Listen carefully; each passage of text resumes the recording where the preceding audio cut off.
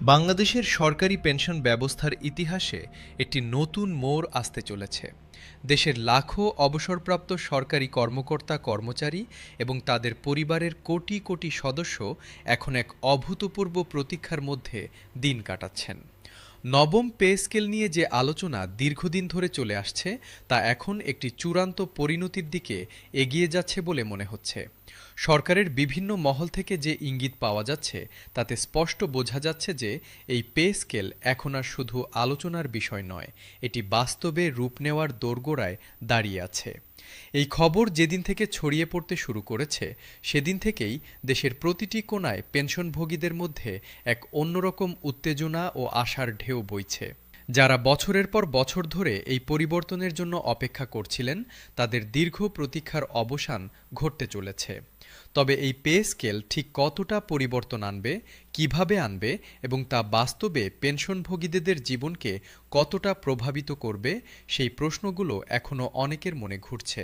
আজকের এই বিশেষ প্রতিবেদনে আমরা সেই প্রশ্নগুলোর উত্তর খোঁজার চেষ্টা করব। প্রতিটি দেশে সরকারি কর্মচারীদের বেতন ও পেনশন কাঠামো সময়ের সঙ্গে সঙ্গে পরিবর্তন করতে হয়, কারণ জীবনযাত্রার ব্যয় বাড়ে, অর্থনৈতিক পরিস্থিতি বদলায় এবং মানুষের প্রয়োজনও পরিবর্তিত হয়। বাংলাদেশে প্রতিটি পে স্কেল একটি বিশেষ তাৎপর্য বহন করে, কারণ এখানে সরকারি খাতে কর্মরত এবং অবসরপ্রাপ্ত মানুষের সংখ্যা অনেক বেশি এবং তাদের একটি বড় অংশ সম্পূর্ণরূপে সরকারি বেতন ও পেনশনের উপর নির্ভরশীল। অষ্টম পে স্কেল বাস্তবায়নের পর থেকেই নবম পে স্কেলের দাবি উঠতে শুরু হয়েছিল। বছরের পর বছর ধরে বিভিন্ন সরকারি কর্মচারী সংগঠন এবং পেনশনভোগী সমিতিগুলো এই দাবি জানিয়ে আসছিল। অবশেষে সেই দাবি পূরণের সময় ঘনিয়ে আসছে বলে মনে হচ্ছে। এই পরিবর্তনটি কেন এত গুরুত্বপূর্ণ এবং কেন এটি নিয়ে এত মানুষের এত আগ্রহ তা বুঝতে হলে দেশের পেনশনভোগীদের বর্তমান জীবনচিত্রটি একটু গভীরভাবে দেখতে হবে। দেশের বিভিন্ন প্রান্তে ছড়িয়ে থাকা অবসরপ্রাপ্ত সরকারি কর্মচারীরা এখন কেমন আছেন সেই প্রশ্নটির উত্তর সহজ নয়। তাদের অনেকেই এখন এমন একটি পরিস্থিতিতে আছেন যা আগের তুলনায় অনেক বেশি কঠিন। বাজারে নিত্যপণ্যের দাম এখন যেখানে তা কয়েক বছর আগের তুলনায় অনেক বেশি। একই সময়ে পেনশনের পরিমাণ সেভাবে বাড়েনি। ফলে একজন পেনশনভোগী আজ যে পরিমাণ পেনশন পাচ্ছেন তার প্রকৃত ক্রয় ক্ষমতা কয়েক বছর আগের তুলনায় অনেকটাই কমে গেছে। একটু সহজভাবে বলতে গেলে আগে যে পেনশন দিয়ে একটি পরিবার ভালোভাবে চলে যেত, আজ সেই পেনশন দিয়ে মাসের মাঝামাঝি সময়েই হিসাবের খাতায় শূন্য দেখা দেয়। এই পরিস্থিতি অনেক পেনশনভোগীকে মানসিক ও শারীরিক উভয় দিক থেকেই চাপের মধ্যে ফেলে দিয়েছে। দেশে বর্তমানে যে হারে দ্রব্যমূল্য বেড়েছে তা সরকারি পরিসংখ্যানেও স্বীকৃত। চাল, ডাল, তেল, লবণ, সবজি, মাছ, মাংস প্রতিটি নিত্যপণ্যের দামই গত কয়েক বছরে উল্লেখযোগ্যভাবে বেড়েছে। একটি সাধারণ মধ্যবিত্ত পরিবারের মাসিক বাজার খরচ এখন আগের তুলনায় অনেক বেশি। পেনশনভোগীরা এই মূল্যবৃদ্ধির শিকার হচ্ছেন সবচেয়ে বেশি, কারণ তাদের আয় নির্ধারিত ও সীমিত, কিন্তু ব্যয় নিয়ন্ত্রণ করার সুযোগ খুব কম। তরুণ প্রজন্ম হয়তো আয় বাড়ানোর জন্য পার্ট টাইম কাজ করতে পারে, ব্যবসা করতে পারে বা নতুন কোনো সুযোগ তৈরি করতে পারে, কিন্তু একজন প্রবীণ পেনশনভোগীর পক্ষে এই সুযোগ নেওয়া প্রায় অসম্ভব। তাই তাদের একমাত্র ভরসা হল সরকারি পে স্কেলের মাধ্যমে পেনশন বৃদ্ধি। বয়স বাড়ার সঙ্গে সঙ্গে একজন মানুষের শরীরে যে পরিবর্তন আসে তার সবচেয়ে বড় প্রভাব পড়ে স্বাস্থ্যসেবার ব্যয়ে। ৬০ বা ৭০ বছর বয়সী একজন পেনশনভোগীর শরীরে সাধারণত একাধিক রোগ থাকে। ডায়াবেটিস ও উচ্চ রক্তচাপ এখন প্রায় প্রতিটি প্রবীণ মানুষের নিত্যসঙ্গী। এর সঙ্গে যুক্ত হতে পারে হৃদরোগ, কিডনির সমস্যা, চোখের ছানি, হাঁটুর ব্যথা বা মেরুদণ্ডের সমস্যা। প্রতিটি রোগের জন্য আলাদা ওষুধ, আলাদা ডাক্তার এবং আলাদা পরীক্ষা নিরীক্ষা দরকার। এইসব মিলিয়ে একজন বয়স্ক পেনশনভোগীর মাসিক চিকিৎসা ব্যয় কয়েক হাজার টাকায় গিয়ে দাঁড়ায়। দেশে ওষুধের দাম গত কয়েক বছরে বেশ কয়েক দফা বেড়েছে। আমদানি করা বিভিন্ন ওষুধের দাম এখন আগের তুলনায় অনেক বেশি। দেশীয় কোম্পানির ওষুধের দামও বেড়েছে। ফলে একজন পেনশনভোগীর মাসিক ওষুধ বাবদ যে খরচ হয় তা তার মোট পেনশনের একটি বড় অংশ গ্রাস করে নেয়। অনেক ক্ষেত্রে দেখা যায় ওষুধ কিনতে গিয়ে পেনশনের 1/3 বা তার বেশি খরচ হয়ে যাচ্ছে। এরপর বাকি অর্থ দিয়ে খাওয়া দাওয়া, বিদ্যুৎ বিল ও অন্যান্য সংসারের খরচ মেটানো প্রায় অসম্ভব হয়ে পড়ে। পেনশনভোগীদের জন্য চিকিৎসা ভাতার বিষয়টি বরাবরই একটি বড় অভিযোগের জায়গা। বর্তমানে যে পরিমাণ চিকিৎসা ভাতা প্রদান করা হয় তা একজন বয়স্ক মানুষের প্রকৃত মাসিক চিকিৎসা ব্যয়ের তুলনায় অত্যন্ত নগণ্য। এই অসামঞ্জস্যটি দীর্ঘদিন ধরে চলে আসছে এবং প্রতি বছর এটি আরও প্রকট হয়ে উঠছে।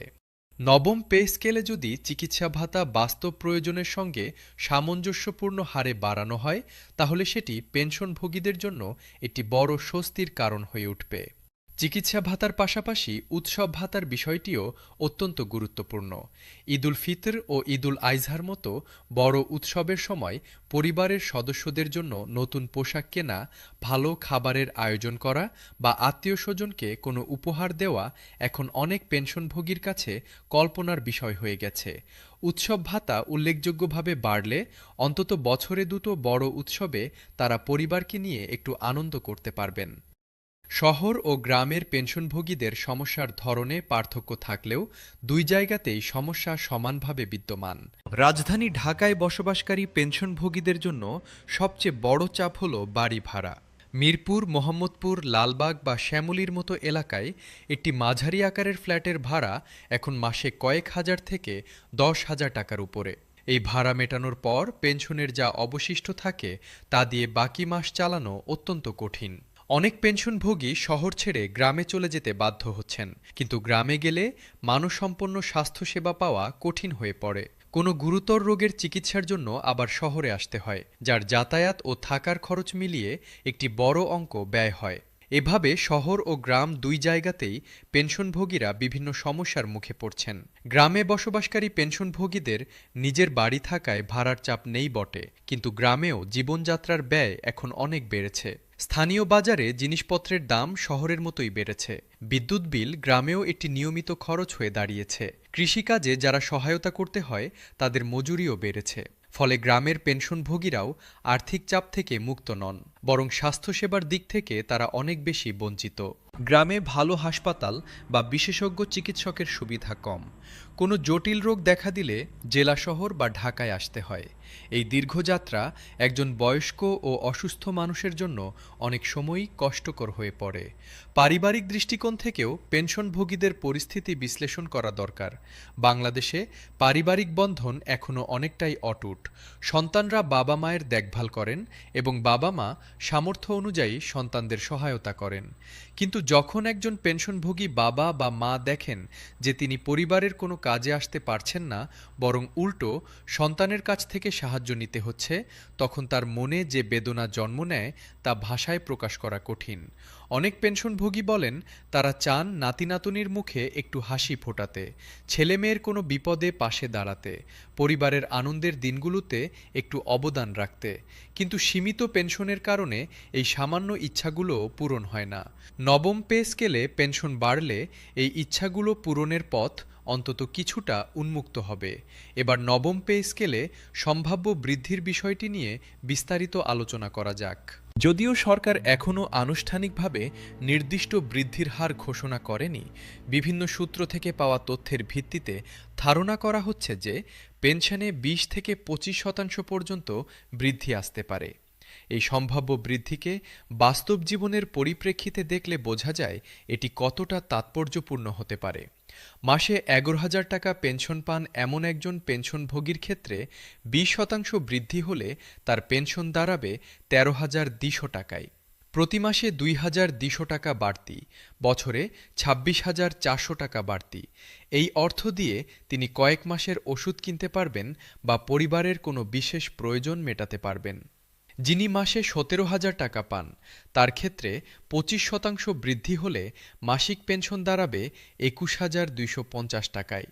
প্রতি মাসে 4,250 টাকা বেশি, মানে বছরে 51,000 টাকা বাড়তি। এই পরিমাণ অর্থ একটি পরিবারের জন্য অত্যন্ত গুরুত্বপূর্ণ। কেউ হয়তো এই অর্থ দিয়ে বাড়ির জরুরি কোনো সংস্কার করতে পারবেন, যা দীর্ঘদিন ধরে করতে পারছিলেন না। কেউ হয়তো নাতি নাতুনির স্কুলের বেতন বা বই কেনার খরচে সহায়তা করতে পারবেন। এই ছোট ছোট বিষয়গুলো একটি পরিবারের জীবনে অনেক বড় পার্থক্য তৈরি করে। মাসে 22,000 টাকা পেনশন পান এমন কোনো পেনশনভোগীর ক্ষেত্রে 25% বৃদ্ধি হলে তার পেনশন দাঁড়াবে 27,500 টাকায়। প্রতি মাসে 5,500 টাকা বাড়তি মানে বছরে 66,000 টাকা। এই পরিমাণ অর্থ একজন প্রবীণ মানুষের জীবনে সত্যিকার অর্থেই একটি বড় পরিবর্তন আনতে পারে। তিনি এখন প্রতি মাসে তার ওষুধ কিনতে পারবেন কোনো কষ্ট ছাড়াই, বাজার করতে পারবেন স্বাভাবিকভাবে এবং জীবনযাত্রার অন্যান্য প্রয়োজনগুলোও মিটিয়ে চলতে পারবেন অনেকটা স্বাচ্ছন্দ্যে। তবে শুধু মূল পেনশনের বৃদ্ধি যথেষ্ট নয়, বিভিন্ন ভাতার পরিমাণও একই সঙ্গে যদি যুক্তিসঙ্গত হারে বাড়ানো হয় তাহলে পেনশনভোগীদের সামগ্রিক আয়ের চিত্র আরও ইতিবাচক হবে। বিশেষ করে চিকিৎসা ভাতা, বাড়ি ভাড়া ভাতা এবং অন্যান্য সহায়ক ভাতার ক্ষেত্রে বাস্তব প্রয়োজনের সঙ্গে সামঞ্জস্য রেখে বৃদ্ধি করা হলে পেনশনভোগীদের জীবনমানে এটি সত্যিকারের উন্নতি আসবে।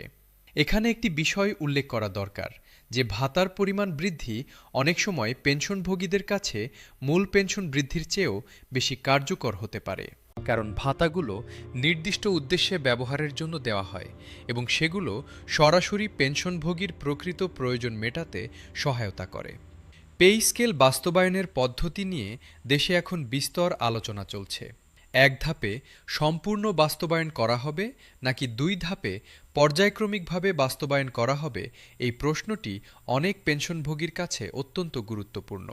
স্বাভাবিকভাবেই বেশিরভাগ পেনশনভোগী চান এক ধাপেই পুরো সুবিধা পেতে। তাদের যুক্তি হল, দীর্ঘদিন অপেক্ষার পর আবার ধাপে ধাপে সুবিধা পাওয়ার কথা শুনলে মনটা ভালো হয় না।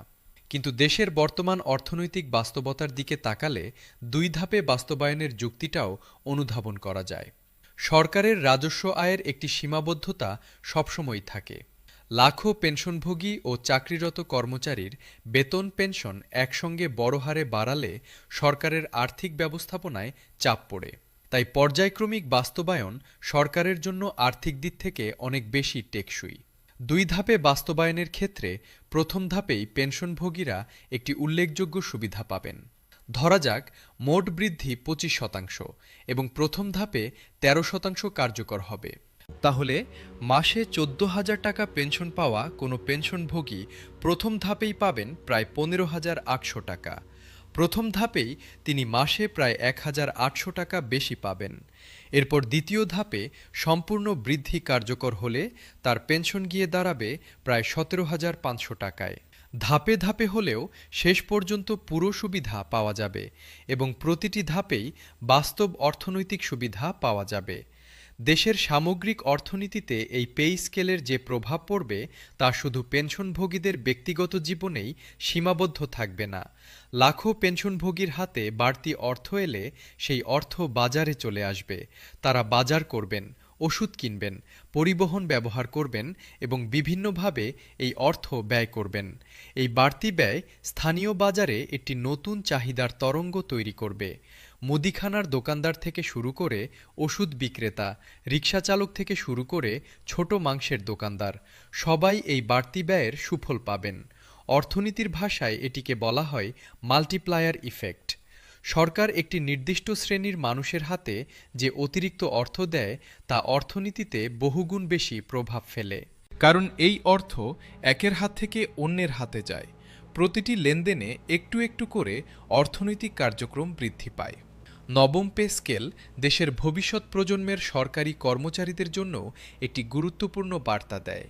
যারা এখন সরকারি চাকরিতে প্রবেশ করছেন বা মাঝামাঝি পর্যায়ে কর্মরত আছেন তারা দেখছেন যে রাষ্ট্র পেনশনভোগীদের বিষয়টিকে গুরুত্বের সঙ্গে নিচ্ছে। এই দৃষ্টান্ত তাদের মনে একটি আস্থা তৈরি করে। তারা বুঝতে পারছেন যে তারাও ভবিষ্যতে অবসরে গেলে রাষ্ট্র তাদের ভুলে যাবে না। এই আস্থা একটি সুস্থ কর্মসংস্কৃতি গড়ে তুলতে সহায়তা করে এবং সরকারি সেবার প্রতি মেধাবী তরুণদের আগ্রহ বাড়ায়। মনোবিজ্ঞানের দৃষ্টিকোণ থেকে পেনশনভোগীদের আর্থিক নিরাপত্তার বিষয়টি অত্যন্ত গুরুত্বপূর্ণ। গবেষণায় বারবার প্রমাণিত হয়েছে যে আর্থিক অনিশ্চয়তা ও দুশ্চিন্তা মানুষের মানসিক ও শারীরিক স্বাস্থ্যে সরাসরি নেতিবাচক প্রভাব ফেলে। বিশেষ করে বয়স্ক মানুষদের ক্ষেত্রে আর্থিক দুশ্চিন্তা, উচ্চ রক্তচাপ, ঘুমের সমস্যা, হতাশা এবং রোগ প্রতিরোধ ক্ষমতা হ্রাসের কারণ হতে পারে। যখন একজন পেনশনভোগী জানবেন যে তার মাসিক পেনশন বেড়েছে এবং তা দিয়ে তার মাসিক প্রয়োজনগুলো মেটানো সম্ভব, তখন তার মানসিক চাপ উল্লেখযোগ্যভাবে কমে যাবে। মানসিক চাপ কমলে শারীরিক স্বাস্থ্যেও ইতিবাচক পরিবর্তন আসে। এভাবে পে স্কেলের মাধ্যমে পেনশন বৃদ্ধি শুধু আর্থিক সুবিধাই দেবে না, এটি পেনশনভোগীদের সামগ্রিক স্বাস্থ্য ও জীবনমানেও ইতিবাচক প্রভাব ফেলবে। পে স্কেল ঘোষণা থেকে বাস্তবায়ন পর্যন্ত প্রক্রিয়াটি যেন দ্রুত ও সুষ্ঠু হয়, এটি নিশ্চিত করা সরকারের জন্য সবচেয়ে বড় চ্যালেঞ্জ। গেজেট প্রকাশ, আমলাতান্ত্রিক প্রক্রিয়া সম্পন্ন করা এবং ব্যাংকের মাধ্যমে পেনশনভোগীদের কাছে নতুন হারে অর্থ পৌঁছে দেওয়া, এই পুরো প্রক্রিয়াটি যত দ্রুত হবে, পেনশনভোগীরা তত তাড়াতাড়ি সুবিধা পাবেন। বাস্তবায়ন প্রক্রিয়াকে ডিজিটাল ও সহজীকৃত করা হলে বয়স্ক পেনশনভোগীদের জন্য সেটি অনেক বেশি উপকারী হবে। তাদের বারবার দপ্তরে যেতে হবে না, লম্বা লাইনে দাঁড়াতে হবে না। স্বয়ংক্রিয়ভাবে বা অনলাইনে সহজে প্রক্রিয়া সম্পন্ন করা গেলে পেনশনভোগীদের শারীরিক কষ্ট অনেকটাই কমবে। পরিশেষে বলতে হয়, নবম পে স্কেল কেবল একটি সংখ্যার পরিবর্তন নয়, এটি দেশের লাখো অবসরপ্রাপ্ত সরকারি কর্মচারীর প্রতি রাষ্ট্রের দায়বদ্ধতার একটি প্রকাশ। এই মানুষগুলো তাদের জীবনের সবচেয়ে উৎপাদনশীল বছরগুলো দেশের সেবায় ব্যয় করেছেন। তারা দেশের শিক্ষা, স্বাস্থ্য, প্রশাসন, নিরাপত্তাসহ সমাজের প্রতিটি খাতে তাদের শ্রম, মেধা ও সময় দিয়েছেন। তাদের এই অবদানের স্বীকৃতিস্বরূপ অবসর জীবনে একটি মর্যাদাপূর্ণ ও নিরাপদ জীবনযাপনের সুযোগ নিশ্চিত করা রাষ্ট্রের নৈতিক দায়িত্ব।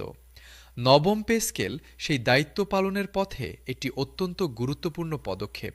এই পদক্ষেপটি যত দ্রুত ও কার্যকরভাবে বাস্তবায়িত হবে, তত দ্রুত দেশের লাখো পেনশনভোগীর মুখে স্বস্তির হাসি ফুটবে। সেই হাসির প্রতীক্ষায় আজ সারা দেশের কোটি কোটি মানুষ অধীর আগ্রহে দিন গুনছেন।